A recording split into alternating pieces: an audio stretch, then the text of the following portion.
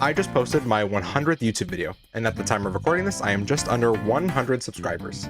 I want to share with you what a realistic YouTube content creator experience really is and what I've learned. I started this YouTube channel last November wanting just to create Pokemon content. Just like how others start, it wasn't great at all. I was awkward on the mic, there were no edits, I didn't really have a plan for videos other than playing the game I wanted to play, clicking record, and just posting it. However, I did do my best to improve after each upload, either learning to edit little by little, adding music, background overlays on the videos, adding my VTuber model, whatever I could think of, and trying just to improve little by little. I did my best to study what other creators did and implement it in ways that I was capable of doing. During the start of this YouTube journey, I primarily posted YouTube videos. I did dabble a little bit into shorts, but it wasn't until the middle of January that I really started hitting shorts hard, and that's where a majority of my videos and audience came from. I learned quickly on that because I'm not the best at making YouTube videos, and I cannot compete with the other established YouTubers right now, that YouTube Shorts was going to be my best way to get exposure. So I made a series that I thought I could do for a long time, and that I liked making, which was Pokemon Trivia Shorts.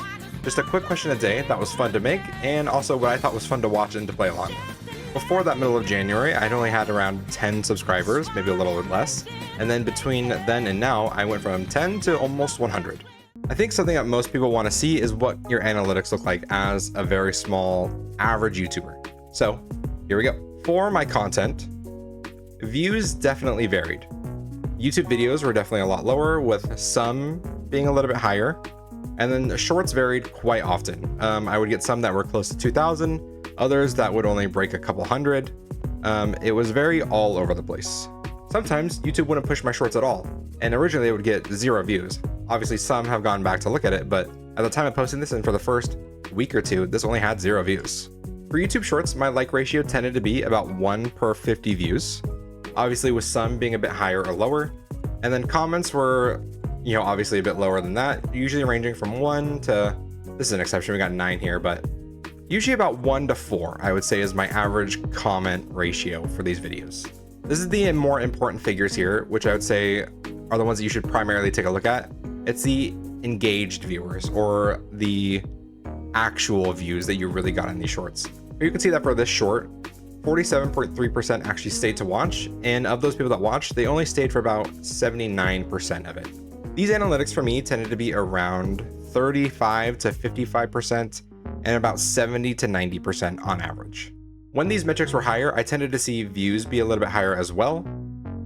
Although that is definitely not law. If we take a look at one of my other ones here, this one that I posted a couple days ago, you'll see that the analytics on this one was quite a bit better. Wrong tab. 70.8% stayed to watch, and the average percentage views was 115%, and it capped out at about 1,500 views. So obviously, it's not guaranteed to be higher, but I think another good example to be here is also my most viewed one that I posted at the beginning. This one had 2,000, almost 100 views, and the stayed to watch was 25%, with the average view being 78%. So obviously this isn't end all be all metrics, but it is a good guideline. It tends to be that once these are higher, you will have more views. So really focus on having a good hook to keep people to stay to watch, and then having a reveal at the end or some benefit at the end to make sure that the average percentage viewed is a bit higher. Something else that I thought was maybe going to be more important at the beginning that I found out really didn't impact my videos at all was the posting time that I did. I would post videos early in the morning, in the middle of the day, later at night, and views tended to be pretty consistent regardless of this. Something else that I found was a big learning point for me was not including my VTuber in my thumbnails, at least for most things. People don't know who I am yet. They don't know who my VTuber was. So I found that videos that I highlight my VTuber rather than pushing the gameplay or maybe news that I'm covering, they didn't do as well, especially for click-through rate. People are not going to watch me for me yet because I haven't established that brand. Speaking of click-through rate, this is another one that really pushes videos. Let's take a look at this one here. This one got 374 impressions, and the click-through rate was less than 1%. And once your click-through rate is a bit lower, it's not gonna push your video anymore. If you take a look at this is the one I just posted for Generation 10, my reaction video. This one had 3.2 thousand impressions and had a click-through rate of just under 2%. And obviously it got quite a bit more views than the other one. So if you can really focus on your thumbnails here, it is huge for pushing your video out. Impressions for me for these videos tended to be around 500 to anywhere like 6,000-ish. And that really depended on how many people were actually clicking through it to see how much the video would push it out to people. My click-through rate tended to be, less than 1% up to about 2%. Definitely an area that I intend to improve on going forward. Something else that I found really didn't matter were community posts or just your posts in general. You go over to here. I did a lot of posting at the start. These really don't matter. You hardly get any engagement with them. It doesn't matter one way or another. This is to let people know if you really, if you're going on like a long hiatus or something, or you're not posting for a while, or you have something coming up, maybe post that there. But overall, no need to stress about this tab. I've seen some, other YouTube videos with things saying YouTube loves it when you do post. It doesn't matter because people aren't going to be engaging with it. So there's no reason to really trying to push this. If you want to see my more generic YouTube analytics here, for a channel my size, you can see I'm at 93 subscribers. I have 60,000 views. This is basically all shorts views. We can take a look at the shorts there. You can see 59,000 views, which only 24,000 of them are actually engaged. So this number really is inflated. It should be probably quite a bit lower. Overall watch time is 271 hours. When I was originally thinking about being, eventually eligible for the YouTube partnership program, I was really worried about my watch hours here, because shorts, you don't get a lot of watch hours, and if you did, you need a different metric. I would highly recommend, if you're trying to hit this for the actual eligibility hours, to live stream. You will get a ton of hours live streaming, especially if you have 1 or 2 dedicated viewers. This will rack up a ton. I mean, we can take a look at this live stream I did down here. I recently did start live streaming. It's pretty fun. I didn't want to cover this too much because I haven't done a ton of streams. If you take a look at this, you'll see that that live stream actually netted me 35.5 hours of watch time. You need 4,000 valid watch hours. So if you stream enough, you will be able to hit this.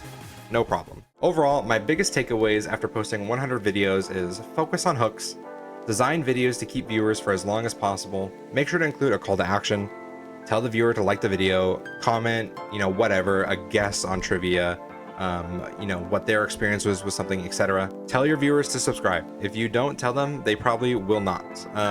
For my YouTube trivia videos, I always say, if you like the video, subscribe for daily Pokemon trivia. I mean, it's super quick and easy, but it reminds the viewer to actually hit the subscribe button if they want to see more of your content. Study your YouTube analytics to see what works and what does not work.